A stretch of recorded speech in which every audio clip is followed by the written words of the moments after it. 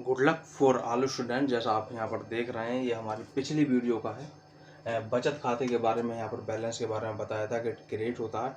लेकिन आज जो हम यहाँ पर सीखने वाले हैं, वो एक चालू खाते के बारे में सीखने जा रहे हैं।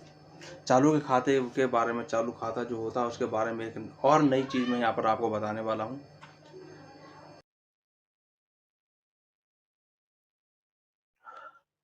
तो जैसा आप यहाँ पर देख रहे हैं, चालू खाता लिखा हुआ है। आज हम चालू खाते के बारे में बात करने जा रहे हैं, जिसको करंट अकाउंट बोला जाता है। सबसे पहले हमें ये मालूम होना चाहिए, ये चालू खाता जो है, ये बैंक में चालू खाता खुलता किसके है।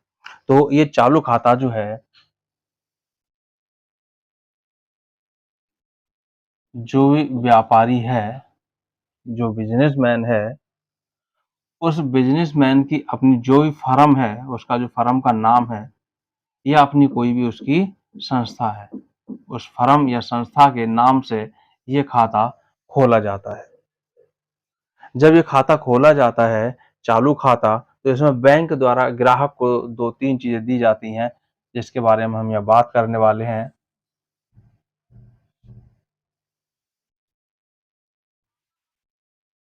क्योंकि इसमें से पैसे बिना चेक बुक के नहीं निकलते हैं, तो सबसे पहले यहाँ पर एक चेक बुक दी जाती है। चेक बुक लिमिट के अनुसार दी जाती है। दूसरी,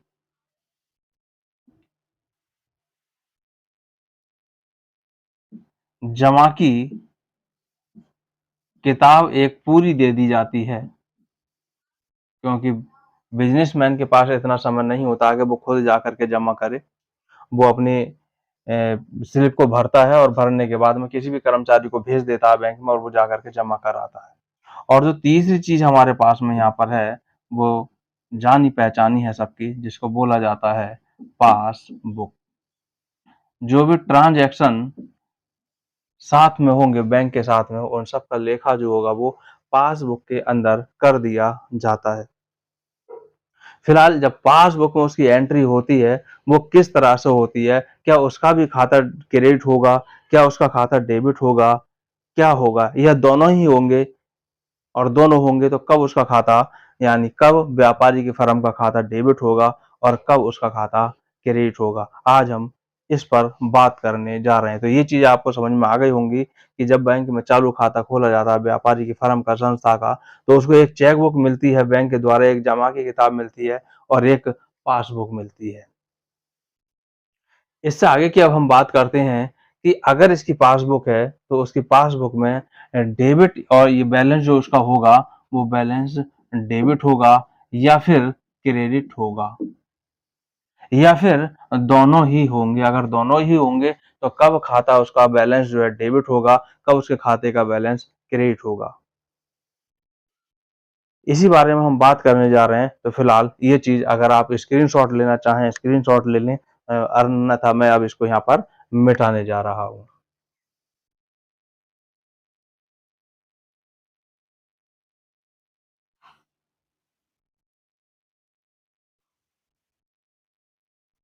यहाँ फिर मैं एक पासबुक का ही यहाँ पर डिटेल बना रहा हूँ। सबसे पहले हम यहाँ पर ले रहे हैं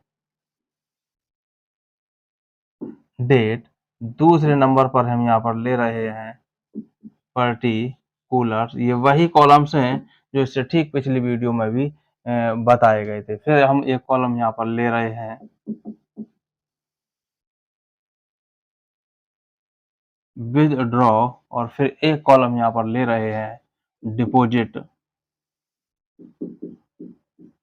और एक कॉलम यहाँ पर ले रहे हैं बैलेंस। अब बैलेंस जो यहाँ पर होगा,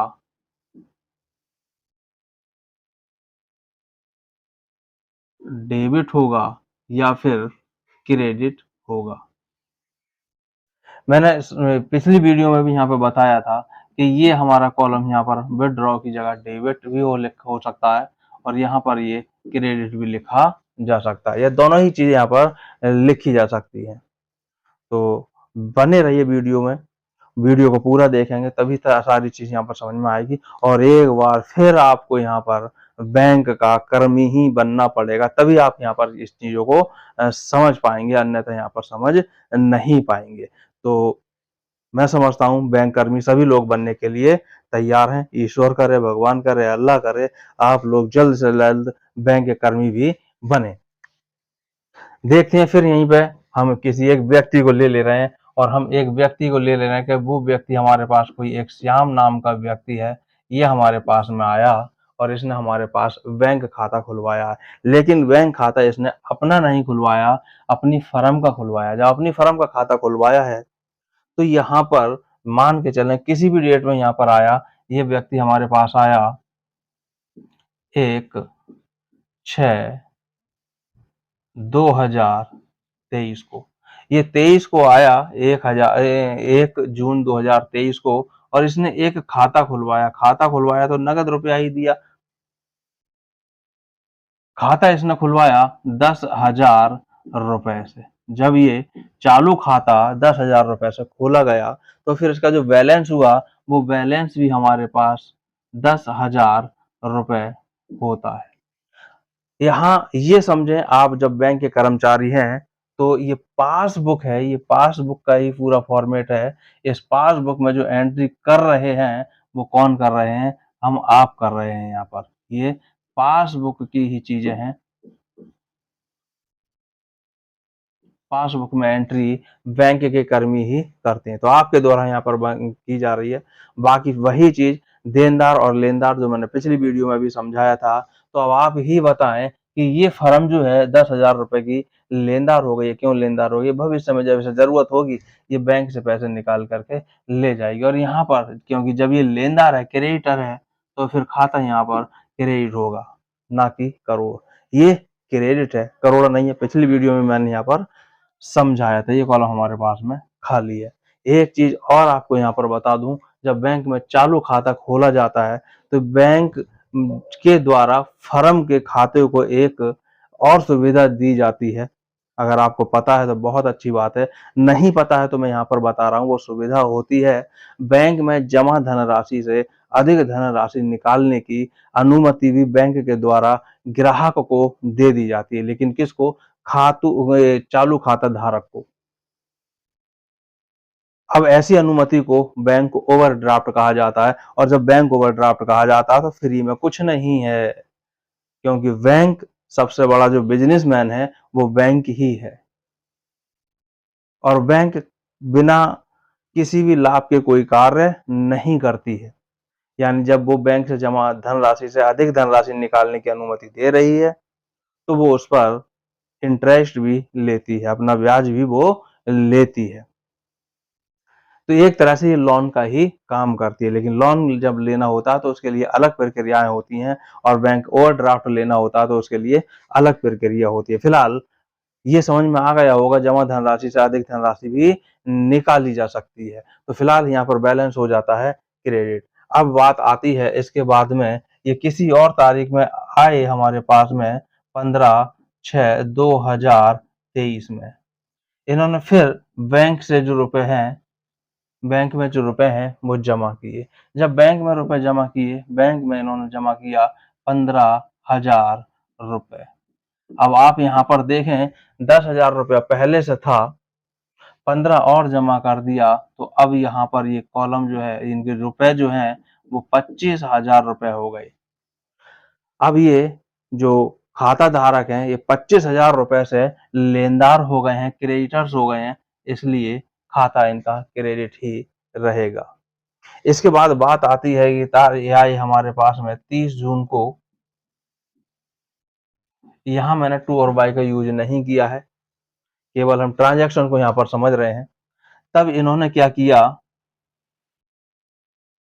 सेल्फ रुपए निकाले, और यहाँ बता दिया गया था पहले ही चेक बुक से के द्वारा ही, यानी चेक के माध्यम से ही पैसा निकलता है। तो यहाँ पर लिख दिया जाता है check number dot dot dot. इन्होंने 12,000 रुपया बैंक से निकाला है। जब 12,000 रुपया बैंक से निकाला तो अब बैलेंस यहाँ पर क्या बचेगा, क्योंकि अब यहाँ ये कॉलम हमारे पास खाली रह जाएगा। 25,000 रुपए थे, 12,000 इन्होंने निकाल लिए, तो अब इनके पास जो रुपए इनके खाते में रह गए वो 13,000 रुपए यहाँ पर रह गए। किसके रह गए? ग्राहक के ही तो बैंक में है। बैंक का तो ये लेनदार ही है। जब बैंक के लेनदार हैं तो फिर खाता इनका क्रेडिट हो जाएगा। इसके बाद में क्या हुआ, 10 जुलाई को ये आए और इन्होंने बैंक में फिर से कैश जमा किया। जब कैश जमा किया और वो कैश जमा इन्होंने किया 5,000 रुपए, 5,000 रुपए इन्होंने बैंक में जमा किया। जब 5,000 रुपए बैंक में जमा किया तो यहाँ इनके पास 13,000 रुपया था। 13 में 5,000 और हो गया तो 13 और 5 18,000 रुपए हो गया। बैंक में इन्हीं का पैसा अभी है तो ये फिर ये लेनदार हैं। लेनदार हैं तो खाता इनका क्रेडिट ही होगा। अब आप यहाँ पर भी देख लें, जब इन्होंने निकाला था, जब निकाला था तब भी बैलेंस क्रेडिट में ही रहेगा, डेबिट में नहीं। ट्रांजैक्शन जो है वो डेबिट है लेकिन बैलेंस डेबिट नहीं होगा, बैलेंस क्रेडिट ही होगा। जमा किया है तब भी क्रेडिट होगा। इसके बाद में ये हमारे पास में फिर आते हैं 15/7/2023 को और फिर ये रुपए बैंक से निकालते हैं। अब निकालने का एक तरीका यहाँ पर और है, वो जरा देखेंगे और ध्यानपूर्वक जरा इसको समझेंगे। चेक नंबर जो भी होता है वो डाल दिया जाता है। रुपए इनके बैंक में हैं 18,000 रुपए, रुपए बैंक में इनके 18,000 हैं लेकिन ये बैंक से रुपए निकाल रहे हैं 25,000 रुपए, बैंक से 25,000 निकाल रहे हैं और ऐसी अनुमति बैंक मैनेजर के द्वारा इनको दी जा रही है और ये निकाल रहे हैं इतने। तो अब जरा यहाँ पर देखें, अभी तक इनके 18,000 थे लेकिन 25,000 निकाल रहे हैं। तो 25,000 में से 18,000 को घटाएंगे तो ये बच जाएगा 7,000 रुपया। ये 7,000 रुपया बचा। यहाँ में प्लस या माइनस कुछ भी लगाने की जरूरत नहीं है, हालांकि ये रुपया अब माइनस में बच रहे हैं। जब माइनस में बच रहे हैं तो यहाँ माइनस ना लगा करके डेबिट लगाया जाएगा, यहाँ डीआर लिखा जाएगा। वो बैलेंस पर डीआर क्यों लिखा गया है, क्योंकि अब ये 7,000 रुपए से ये व्यक्ति, ये फर्म जो है बैंक की देनदार हो गई। जब ये बैंक की देनदार हो गई यानी डेप्टर्स हो गई, इसलिए यहाँ पर डीआर लिखा गया है। इसके बाद अब आगे की बात करते हैं। इंटरेस्ट की अभी हम यहाँ पर कोई भी बात नहीं कर रहे हैं, अभी हम केवल ट्रांजैक्शन की यहाँ पर बात कर रहे हैं। ये हमारे पास में 15/8/2023 को आए और जब 23 को आए, 2023 को या 15/8/2023 को ये बैंक में फिर रुपए जमा करने आए। कोई जरूरी नहीं है कैश के ही द्वारा ये रुपए को जमा करें। कभी कभी ऐसा होता है इस संस्था को किसी और व्यक्ति से कोई चेक प्राप्त हुआ, वो इन्होंने जमा किया, उसके बारे में बाद में बात करेंगे। फिलहाल हम सीधे सीधे अभी कैश की ही बात कर रहे हैं। इन्होंने जमा किया। अब ये जब जमा करने आए हैं, जब ये जमा करने आए हैं तो जमा जो करने आए ये 15,000 रुपए बैंक में ला करके इन्होंने जमा किया। जब 15,000 रुपए जमा किया तो 15,000 रुपए कैसे करके जमा होगा, 15,000 रुपए में से बैंक पहले अपने 7,000 रुपए ब्याज सहित जो है वो काट लेंगे। फिलहाल यहाँ इंटरेस्ट की हमने बात नहीं की है। यहाँ 7,000 रुपए जब काट लेंगे तो कितना हो जाएगा, 15,000 में से 7,000 घटा देंगे तो 8,000 रुपए बचा। यानी 8,000 रुपए ग्राहक का यानी कि इस फर्म का ही बैंक में रहा है। ये सारी बातें हमें ये सोचनी होंगी कि हम बैंक के कर्मचारी हैं और जब हम बैंक के कर्मचारी हैं तो हमें अपने बारे में बिल्कुल नहीं सोचना है, हमें सोचना है इस फर्म के बारे में, इस व्यापारी के बारे में। तो अब इस व्यापारी के, इस फर्म के रुपए 8,000 हमारे पास हैं, यानी इसके रुपए हैं।